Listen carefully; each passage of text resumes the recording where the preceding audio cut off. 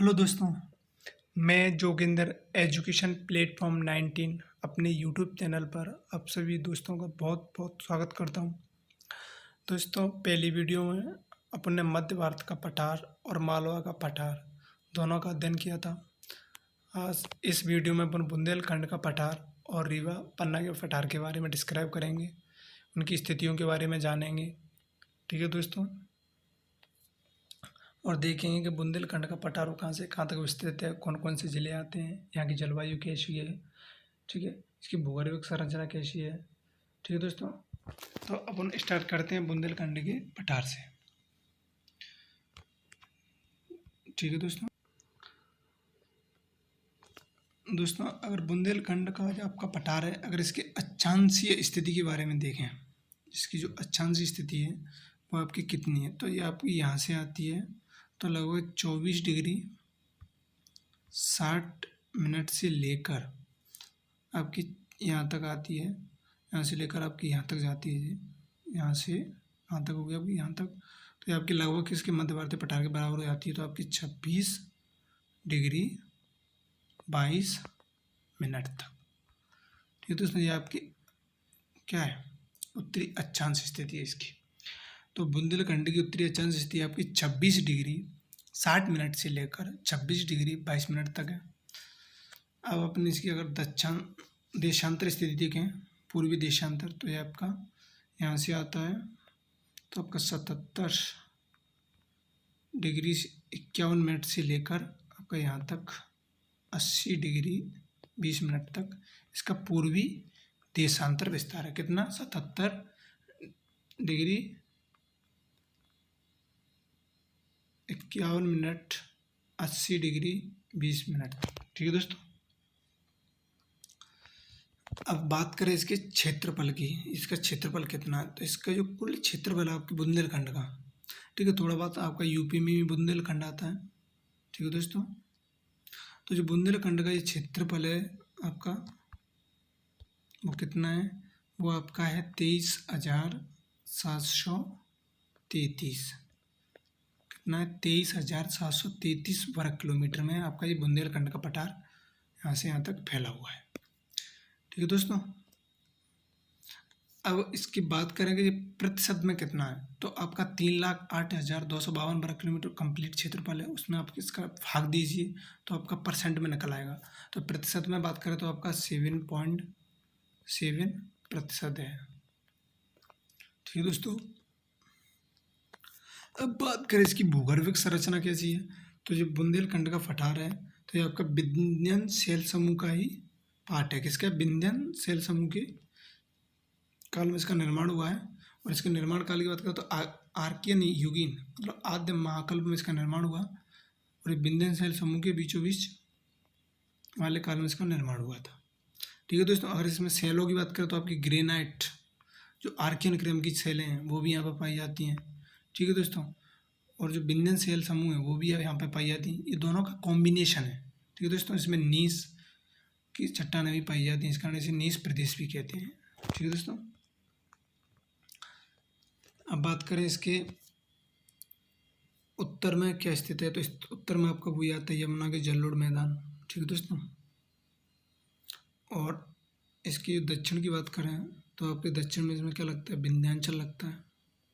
ठीक है दोस्तों, इसका जो दक्षिण भाग है तो रीवा पन्ना का पठार भी आपका इसी का भाग है, ये बुंदेलखंड का।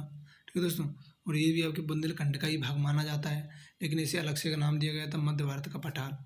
ठीक है दोस्तों, तो इस प्रकार से आपका जो यहाँ पर जो वो लगता है पर्वत, वो आपका विंध्याचल पर्वत श्रेणी आती है। कौन सी आती है, विंध्याचल, जो कि हिमालय से भी प्राचीन पर्वत श्रृंखला मानी जाती है। कौन, विंध्याचल पर्वत श्रेणी। ठीक है, ये आपका मैकाल पर्वत श्रेणी है। तो इसके दक्षिण में आपका क्या स्थित है, विंध्याचल। ठीक है दोस्तों, और आपका उत्तर में ये हो गया। अगर पूर्व की बात करें तो ये आपका ये देखो ये बघेलखंड आता है, क्योंकि इसी का पार्ट माना जाता है। रीवा पन्ना का पठार अलग से इसे अपन पढ़ते हैं भौतिक विभाजन के रूप में, लेकिन बुंदेलखंड का ही पार्ट है। तो इसका जो पूर्व में आएगा वो आपका बघेलखंड आएगा। ठीक है, और दक्षिण में आपका मैंने बताई दी विंध्याचल। ठीक है, उत्तर में गंगा यमुना का मैदान है, और इसके अगर पश्चिम की बात करें तो आपका ये मालवा का पठार लगता है। ठीक है दोस्तों, क्या लगता है, मालवा का पठार। तो ये इसकी स्थिति है। अपन और बात करें इसमें नदियाँ, तो आपकी बेतवा, दशान, सिंध और केन और पेंच नदी इसमें पाई जाती है। ठीक है दोस्तों, ये आपके बुंदेलखंड के पठार की नदियाँ हैं। अगर सबसे बड़ी चोटी की बात करें कि जो बुंदेलखंड की सबसे बड़ी चोटी है वो कौन सी है, तो वो आपकी सिद्ध बाबा चोटी आती है, जो बुंदेलखंड की सबसे बड़ी चोटी है। इसकी ऊंचाई की बात करें लगभग 1172 मीटर इसकी ऊंचाई है। अब बात करें कि जो बुंदेलखंड का पठार है वो कौन कौन से जिलों में पड़ता है, तो इसमें आपका दतिया आता है, ठीक है, और यहाँ से भिंड की भी एक तहसील है लहर, वो आपकी इसमें आ जाती है। ठीक है दोस्तों, और यहाँ पर शिवपुरी की एक तहसील आती है जिसे पिछोर करेरा, क्या बोलते हैं, पिछोर करेरा, तो ये भी तहसील आपकी इसमें आ जाती है बुंदेलखंड के पठार में। ठीक है, और आपका जो शिवपुरी है वो मध्य भारत के पठार में भी आता है, और ग्वालियर की एक भांडेर तहसील भी आती है इसमें, यहाँ से कौन सी, भांडेर तहसील भी बुंदेलखंड में आ जाती है। ठीक है दोस्तों, और इसमें सागर का पार्ट भी आता है और मालवा पठार में भी आता है। ठीक है, दतिया आएगा आपका, भिंड भी आता है। ठीक है दोस्तों, छतरपुर भी आता है आपका, छतरपुर। ठीक है, तो ये आपका इसके ज़िले हुए, छतरपुर, टीकमगढ़, निमाड़ी हो गया आपका, छतरपुर, पन्ना, टीकमगढ़, ये आपके ज़िले हो गए। अब अपन बात करें इसमें मिट्टी कौन सी पाई जाती है, तो इसमें जो मिट्टी है वो बलुई, काली, लाल मिट्टी पाई जाती है, बलुई, काली और लाल मिट्टी, क्योंकि इसमें थोड़ा भाग से मालवा का पठार का भी आता है, इस कारण इसमें काली मिट्टी भी है। ठीक है, इधर से भी भाग है, थोड़ी जलोढ़ मिट्टी भी है, यहाँ पर लाल मिट्टी भी है, तो मूल रूप से मिश्रित मिट्टी यहाँ पर पाई जाती है।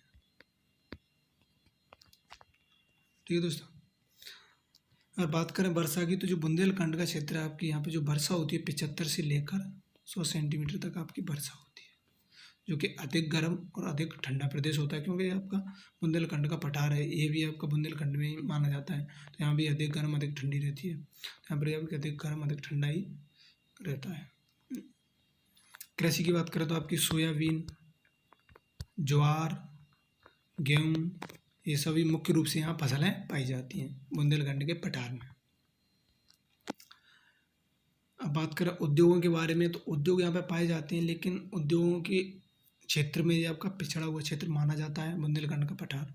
ठीक है दोस्तों, और यहाँ पर ज़्यादातर जो उद्योग वगैरह, मत्स्य पालन उद्योग वगैरह, ठीक है, और पशुधन वगैरह सबसे अधिक क्षेत्र है, यहाँ पर पशुधन सबसे ज़्यादा रखे जाते हैं।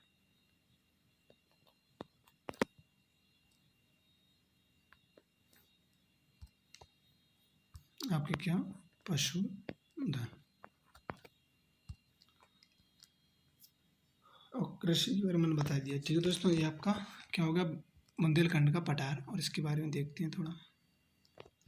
ये आपके अक्षांशी विस्तार दिया, देशांतरी विस्तार दिया है, आपका क्षेत्रफल है, भूगोल संरचना आपके विंध्याचल समूह के बीचों बीच, आर्कियन युगीन, आदिमाकल्प, ठीक है, ये आपकी ग्रेनाइट, नीस, प्री कैम्ब्रियन युगीन, इसमें शैला पाई जाती हैं।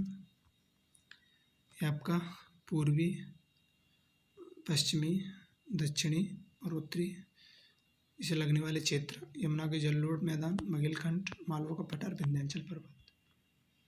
ठीक है, बुंदेलखंड में नदियाँ आपकी बेतवा, दशान, सिंध, पेंच, कैन, चोटी आपकी सिद्ध बाबा है जो सबसे बड़ी चोटी है। ये आपके ज़िले लगते हैं टीकमगढ़, निमाड़ी, छतरपुर, शिवपुरी की पिछोर करेरा, भांडेर तहसील ग्वालियर की, सागर, दतिया, भिंड। मिट्टी की बात करें तो आपकी बलुई, काली मिट्टी, लाल मिट्टी पाई जाती है, यहाँ पर मिश्रित मिट्टी पाई जाती है। वर्षा आपकी 75 से 100 सेंटीमीटर होती है। अधिक गर्म और अधिक ठंडा क्षेत्र आपका, सोया, ज्वार और गेहूँ की फसल होती है। उद्योग के मामले में आपका पिछड़ा हुआ क्षेत्र माना जाता है। यहाँ पर पशुधन अधिक क्षेत्र में विकसित है, यहाँ पर जो पशुओं को रखा जाता है वो अधिक जनसंख्या में रखा जाता है, इस कारण मत्स्य पालन वगैरह भी होता है। ठीक है, और पशुओं को ज़्यादा रखना पसंद करते हैं, इस क्षेत्र के लोग ज़्यादा रखते हैं। अगला आपका रीवा पन्ना का पठार, जैसे मैप के द्वारा इसे भी समझते हैं, फिर इसका अध्ययन करेंगे। ठीक है दोस्तों, आपके चौथे नंबर पर आता है रीवा पन्ना का पठार। कौन सा आपका रीवा पन्ना का पठार। तो इसकी स्थिति के बारे में देखें तो इसका जो विस्तार है आपका वो 23 डिग्री, क्योंकि मालवा के जस्ट देखो बराबर आ रहा है, तो ये भी 30 तो ये भी 30, तो 23 डिग्री से लेकर आपका कितनी तक 25 डिग्री 12 मिनट तक इसका उत्तरी अक्षांश विस्तार है। और पूर्वी देशांतर देखें तो आपका 78 डिग्री 4 मिनट से लेकर 82 डिग्री 18 मिनट तक है, ये आपका पूर्वी देशांतर है।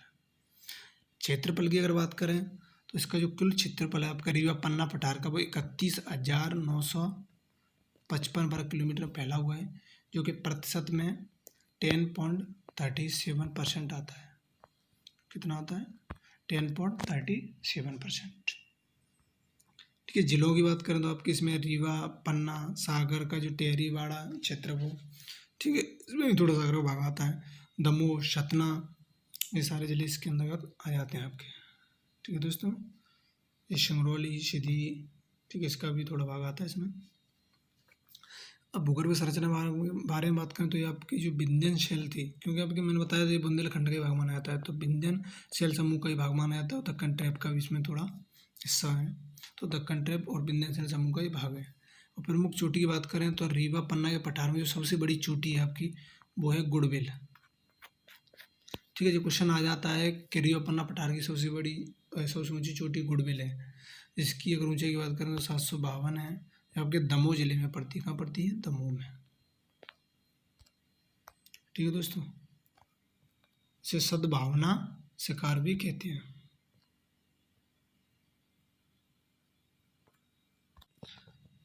ठीक है दोस्तों, और आपका जो दक्षिण पूर्वी था तो इसमें आपकी क्या है, ये विंध्याचल पर्वत श्रृंखला पाई जाती है। ठीक है, तो विंध्याचल पर्वत श्रृंखला है, तो सबसे आपकी जो पूर्वी चित्रण जो श्रृंखला पड़ती है वो आपकी कौन सी आती है? कैमूर पठार, उसके बाद भांडेर आती है। ठीक है दोस्तों, तो इसमें कैमूर और भांडेर दोनों पठार इसमें लगते हैं इसके दक्षिण और पूर्वी क्षेत्र में। ठीक है, और औसतन अगर बात करें तो समुद्र से इसकी जो ऊंचाई रीवा पन्ना पठार की वो आपकी 650 से लगभग 750 के बीच में स्थित है। मिट्टी आपकी मतलब जो बुंदेलखंड का क्षेत्रीय माना जाता है ये भी, तो मिश्रित कृषि यहाँ पर पाई जाती है। आपकी जो मिश्रित मिट्टी वो पाई जाती है, जिसमें लाल पीली काली मिट्टी होती है। ठीक है दोस्तों, अगर कृषि की बात करें तो आपके चावल गेहूँ अलसी ज्वार वगैरह यहाँ पर होता है। और जलवायु की बात करें तो आपका अधिक गर्म साधारण ठंडा वर्षा औसत वाला क्षेत्र है ये। ठीक है दोस्तों, यहाँ पर जो नदियाँ आपकी टोंस केन सोनार बेहड़, जिस पर चचाई जलप्रपात है। आपकी जो रीवा में पाई जाती है बेहड़ नदी, जिस पर चचाई जलप्रपात सबसे महत्वपूर्ण जलप्रपात माना जाता है। ठीक है, वो भी आपका यहीं स्थित है, किसमें? रीवा पन्ना के पठार में। ठीक है, उद्योग आपका सीमेंट और हीरा उद्योग यहाँ पर पाए जाते हैं, जो आपके पन्ना जिले में स्थित है, किमरलाइट।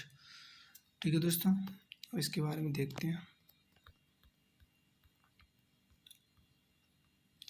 ये आ गया आपका।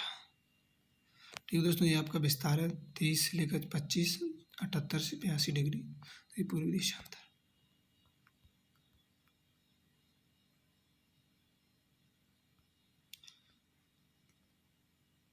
जो आपके जिले हैं रीवा पन्ना सागर टेहरी बाड़ा दमोह सतना। ठीक है, भूगर्भिक भौतिक योजनाओं का विंध्याचल शैल समूह दक्कन ट्रैप का क्षेत्र है। यह आपकी प्रमुख चोटी गुड़बिल या कालमूर दमोह में स्थित है, इसे सद्भावना शिखर भी कहते हैं, शिखर। ठीक है दोस्तों, आपके दक्षिण पूर्व में भांडेर और कैमूर पठार लगता है। जोवेरा का गुम्बद भांडेर का पठार दक्षिण में स्थित है। औसतन समुद्री सतह से लगभग 650 से 750 है।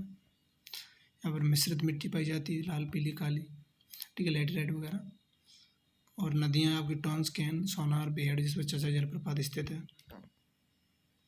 जलवायु की बात करें तो अधिक गर्म साधारण ठंडा औसत वाला क्षेत्र है आपका।